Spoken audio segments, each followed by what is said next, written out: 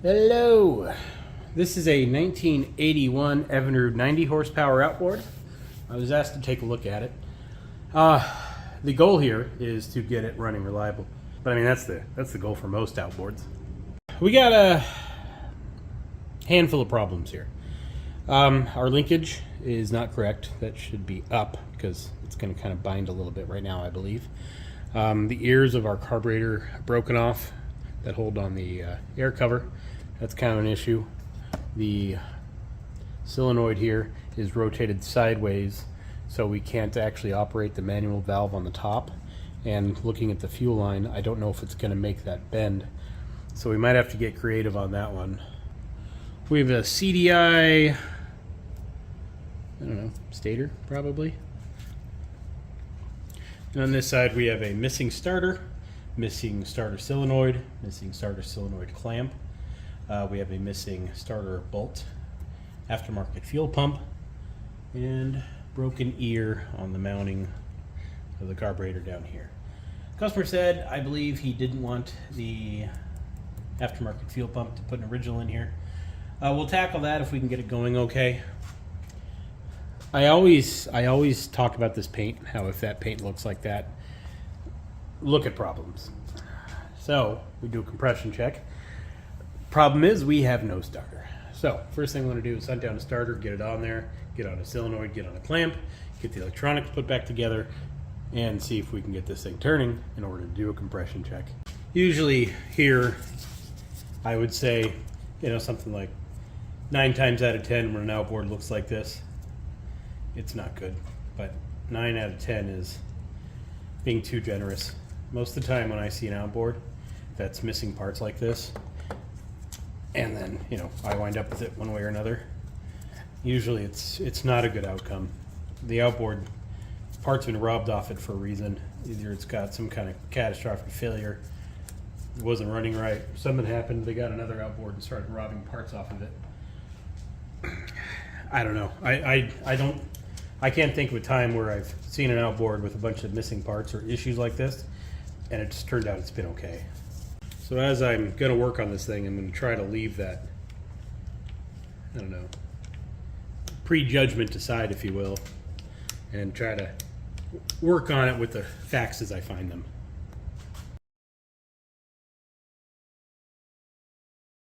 Okay, we got a starter.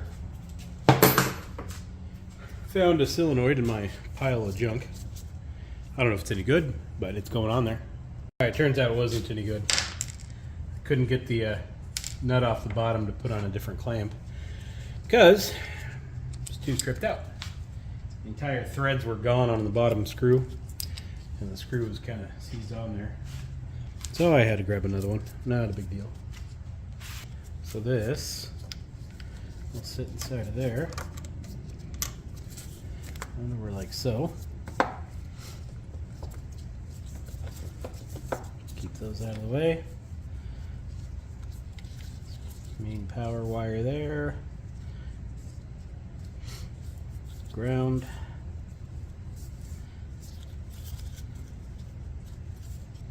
So we're missing a ground to ground the solenoid. So let's hunt one of those down. That would be this wire. So I found a clamp, found a little rubber.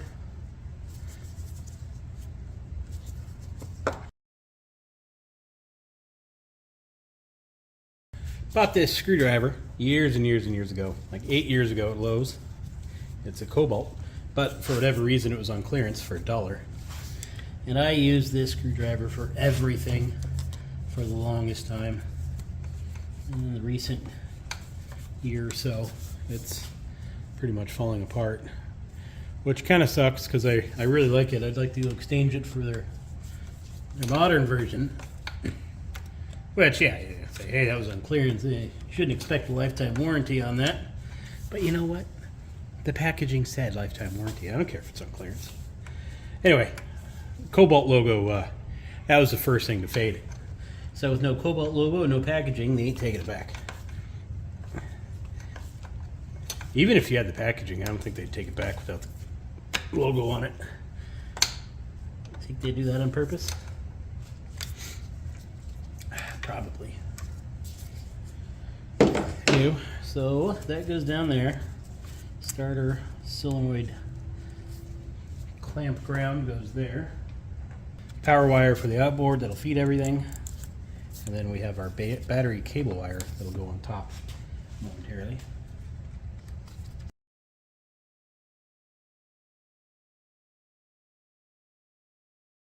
So that's on. Now our battery cable wire can go on.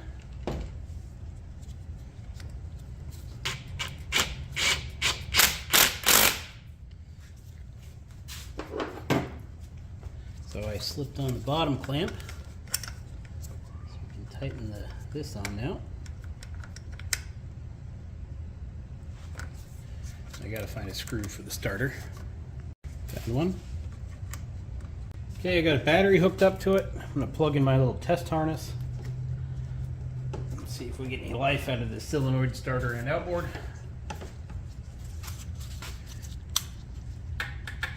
Choke's working. Starter kind of sucks.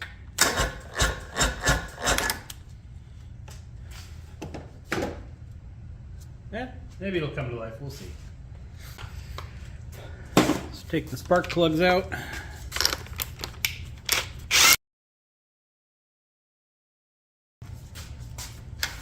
Put in my compression tester and my spark quick light up tester.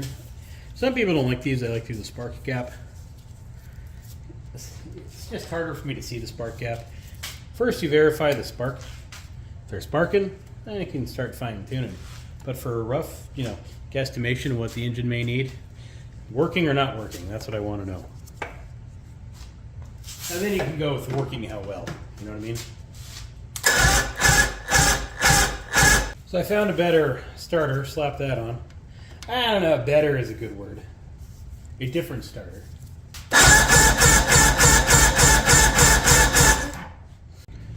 All right, put the old starter back in, clean the brushes, clean the, cleaned all the inside out. And then I put a new used gear on it. Let's see if it's any better now. Yeah, I'd say it's a little better. All right, compression's come up to 120 on that side. That's interesting.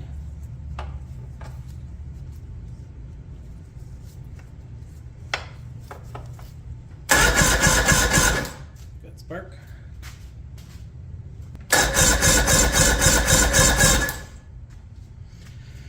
So no spark, compression is 120. All right, I'll check the other side. You've talked me into it. Compression 120.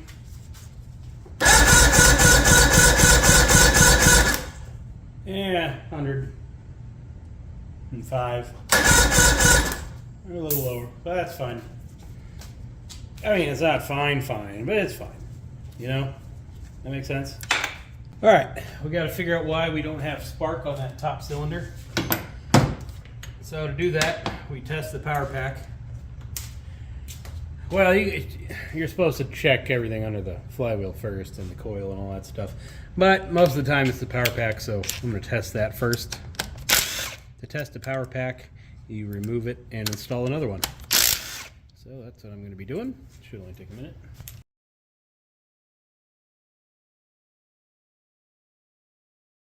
When that power pack coils were spliced in, they put it inside of the tan connector here, so I need to slide that off, and then half the boot broke. Not the end of the world, but notable. So, got a new-ish power pack here. This is off a year newer model, which is kind of annoying because it is slightly different from what we should have, but it's all right. It'll work.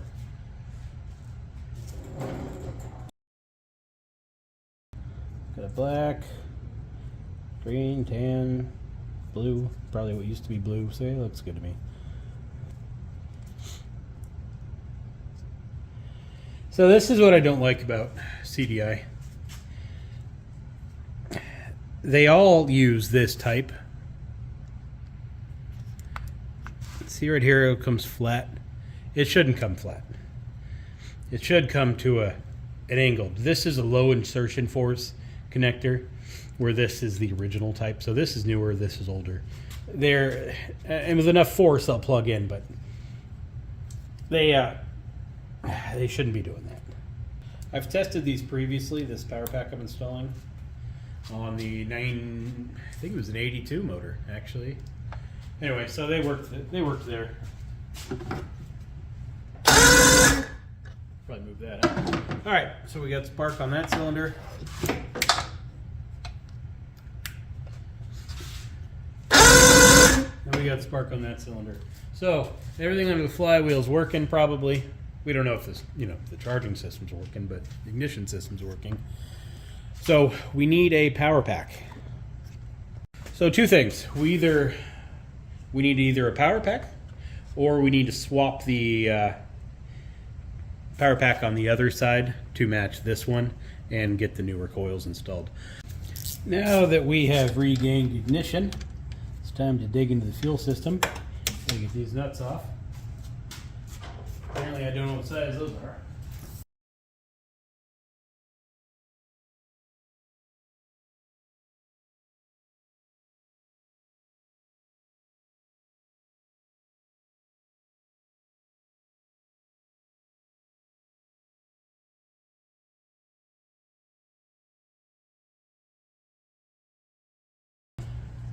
Let's get this thing in some carb cleaner. Here's the bottom. Bottom looks quite clean, like it never even got gas in it. Where'd my gauge go? Looks like it's hanging down a little. Yeah, just a pinch. Back's a little high. Front's a little low. Significantly more than the other one. So that'll have to get addressed, but not a big deal.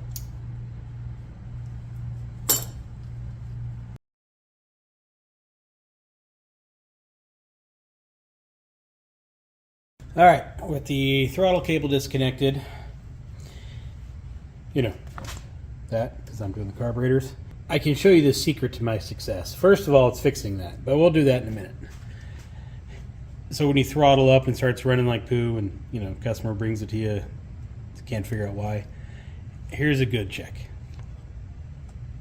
See how that's not meeting the stop? Just taking its sweet time moving over. Well, that ain't supposed to do that. That should be right there. We've seen that time and time again. So, oh, engine's not running, it doesn't throttle up, maybe carburetors, fuel, blah, blah, blah, blah, blah. All right, let me check something real quick. Yep, all right, I can fix it for you. I mean, it's not simple. Fixing that sucks. But identifying a problem, yeah, that's an issue. Now, in my one of my videos, I put a rubber band there to solve that issue while I was testing it. Anyway, so flywheel's got to come off. That's got to get fixed.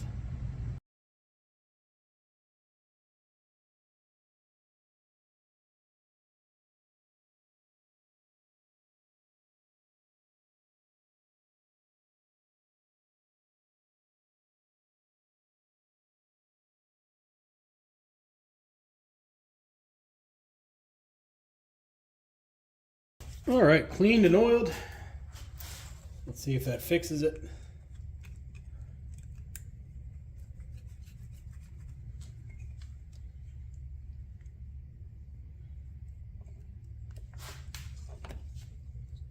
I'm supposed to use 2-stroke oil on that, by the way.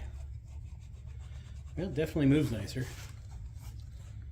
But we don't have the clamps on yet, so doesn't mean much.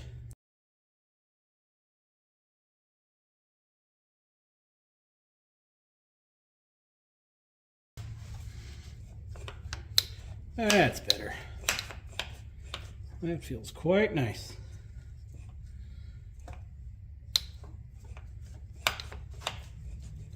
Look how smooth that is.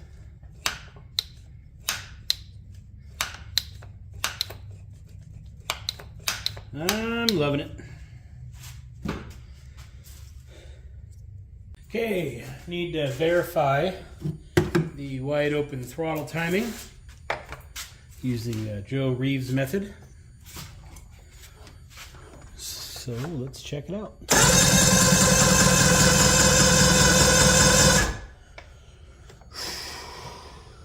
Nowhere near where we need to be. With the timing set, I noticed how loose this thing is. We're missing the bushings from inside the shift arm there. I'm thinking the power head was replaced or removed at one point in time, and when they did, this fell out or was removed and the bushings didn't go back in. You can't pull it out with this lower pan on, so the power head's got to come off to fix that bushing. And, well, bushings, and that's just not in the deck of cards right now, so ain't nothing I can do about the sloppy linkage. But it does work, it's just sloppy loose. So basically, it's staying like that, at least for now. I'm gonna see if I can remove the pin, which is surprising how tight that thing is. I want to get the lower off so we can inspect the water pump. The guy, the owner of the boat, said he wanted to do or check the water pump. I don't remember, it's been so long. So, I'm going to pop the lower off, have a look-see at the fluid and the pump, and then we will see what we are doing with.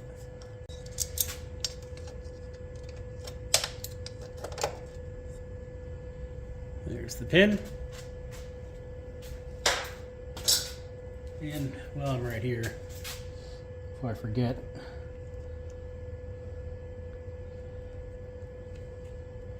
I want to fix this thing.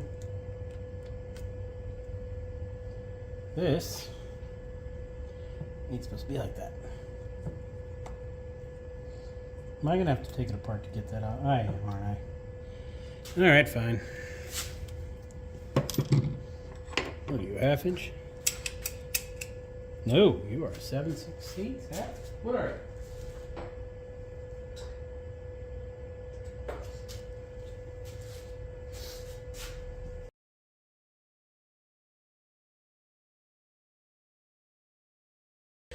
Alright, we don't have power trim and tilt on this motor.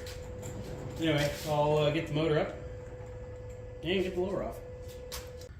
Alright, carburetor's back on, linkage is back together, this is adjusted, the rollers are adjusted, the throttle stop is adjusted. Back here. Power pack's on, overboard indicator is on, starter is tightened down. I don't know, it's all hooked back up. Pretty much ready to see if it'll start. I think it will, we'll see.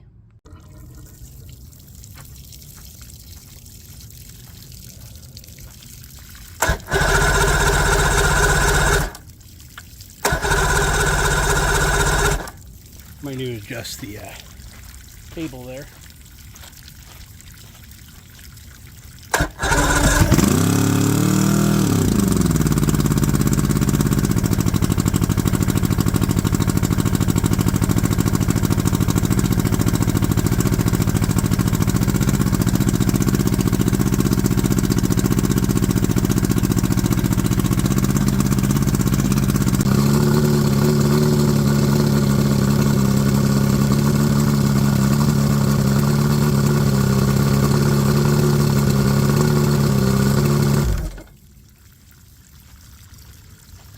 You notice we got a pretty good water leak there. I really hope that's the hose. I don't think it is. I think it's the power head itself.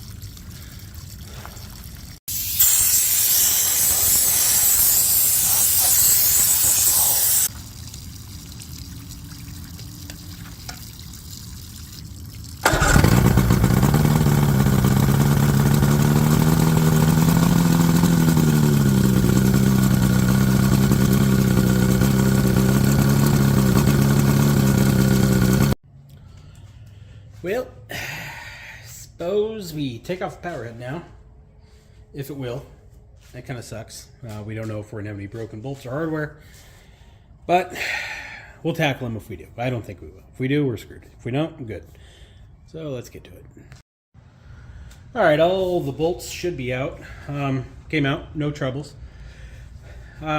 Since I'm pulling the power head complete with the lower on, I don't want to use the rear hook because it's going to make the power head lean forward. So I got the puller adapter there. Rear hoses are still attached. I find it easy to leave them on, and once it starts moving, then wiggle them off. So I got my Evinrude outboard power head removal tire spoon. Let's see if this thing comes right off, shall we? No, not yet.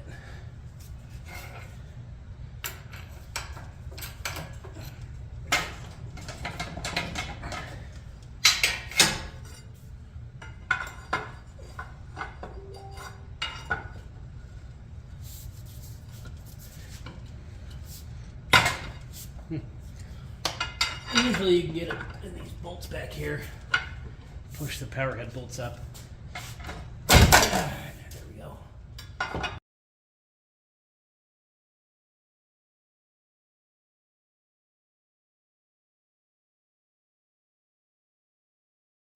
So we do have a little bit of gasket here. I could tell the power head was off previously when I was removing it. First was because of the lack of all the hardware being where it's supposed to be. We were missing a bolt here.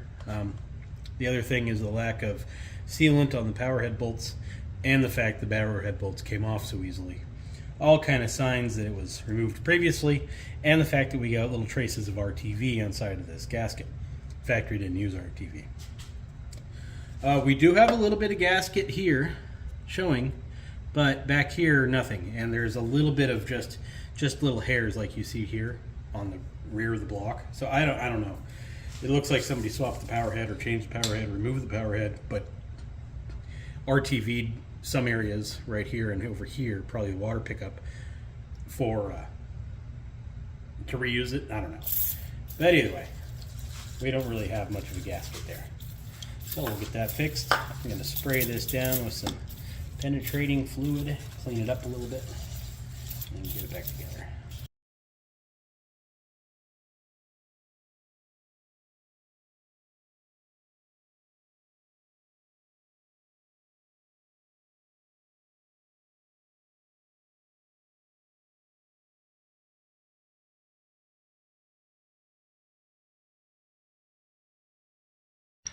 All right, with the power head off, I installed a rear bushing, and this thing is nice and tight. On our pivot little pin retainer thing, we have a crack forming on it, and if you notice, it's clearly bent. So, got to replace this too. Well, the lighting isn't the best, but I got the new gasket here. Got to coat it in the sealing compound stuff, and then slap her on. All right, power head went on without issue. I got to get the bolts back in there, put the sealant on there, and yeah, we're looking pretty good. Pretty uneventful so far. The last 2 minutes of finalizing the power head install, it dawned on me that if my theory of the paint cracking is a sign of overheating, it may not actually be the power head gasket. It could be the exhaust gasket down here on this corner.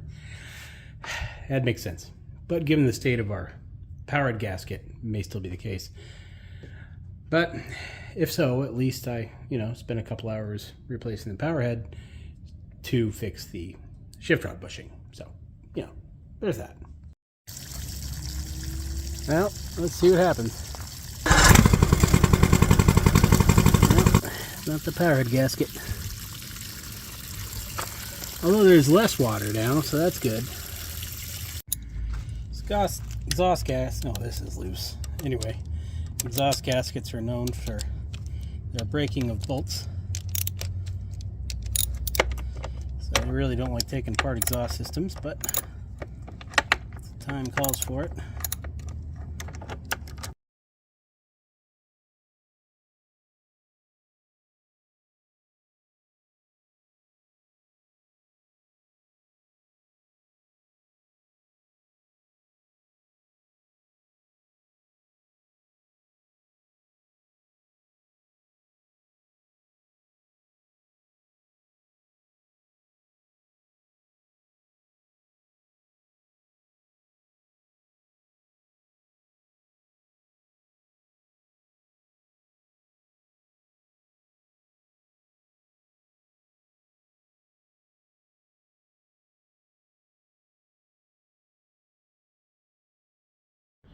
All right, surface the exhaust plates, some new gaskets. We need to tap a couple of holes, but not a big deal. Now we can try this again. Third time's a charm and whatnot, I guess. Back outside.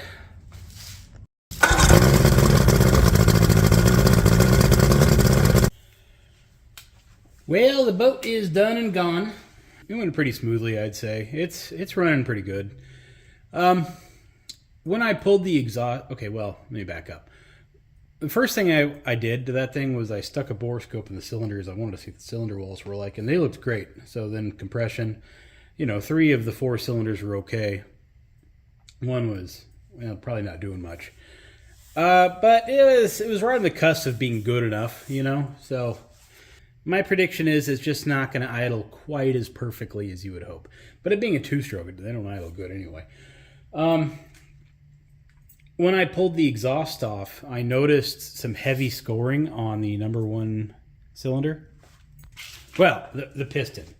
So basically, the rings were okay, but everything from like here down, you could just see a whole bunch of scoring on the exhaust side.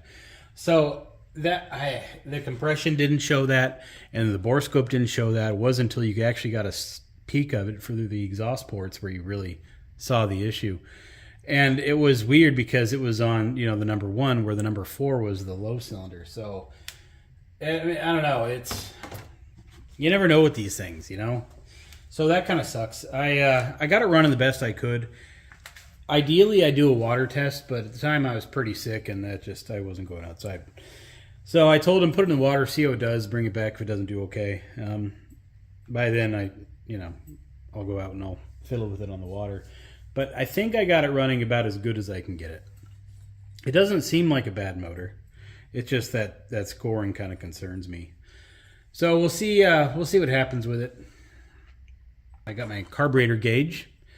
I wound up going with a silk screen because the laser cutter wouldn't touch it. Engraving didn't work. So silk screen it is. The ink, that cost quite a bit. Because it's, special. No, it's not special. It's just, ink that'll stick to the aluminum. It's not t-shirt ink like they mass produce. I gave them out to the people on Patreon. I sent everybody a message saying, hey, do you want one of these? And I sent them all out to the people that replied. I got a few left over. I don't know what I'm going to do with them. The other thing, too, is I now have a silk screen to mass produce these things, but, there's no real demand. So I'm kind of thinking about just making, a pile of them and selling them in bulk to, eBay sellers or whatever. So that's probably what's going to wind up happening in these gauges. I would like to have better lettering. Basically not a silk screen because that's clearly not going to last forever. The originals were, I don't think these were engraved. I think these were stamped, and that's just not a reality for me. I can't get them stamped. And if I did, the cost would be so high nobody would order them. But I mean, the actual manufacturing of them, that is dead on perfect to what the original factory one is. That took a while to get that there. So I don't know. It's a good tool, not much demand, so I think selling them in bulk to somebody might be a good idea. And then this box, it was sent to me from a company called GSTP Auto Parts. They got an email saying, hey, we saw your fuel line fitting video. Do you want one of our tools? And I said, sure. And they just sent it to me. No questions asked, no demands, no nothing. This is a AN fitting installer tool. It fits the 4 to 12 AN fittings. So it seems like what you do is you grab a die. So anyway, you put your dies in here, close your cage, and then you would use this clamp. Put your fuel fitting in there, like so, and then you use your clamp, and it pushes the fitting onto the hose. Kind of a neat tool. It seems like a pretty well-made tool. I've been fiddling with it every now and then.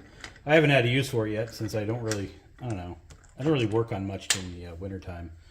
Anyway, so I'll be saving this. Have a use for it soon, hopefully. Anyway, hope you enjoyed my video, and I'll see you in the next video.